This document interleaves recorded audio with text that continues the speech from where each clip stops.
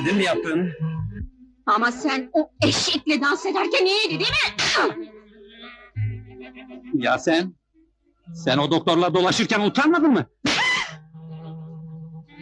Ama o benim bir şeyim değil ki. Seni kıskandırmak için yaptım eşek! Zeynep de benim bir şeyim değil. Seni kıskandırmak için yaptım, domuz!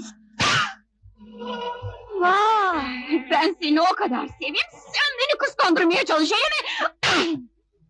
Ya ben? Senin için çıldırayım, öleyim, gebereyim!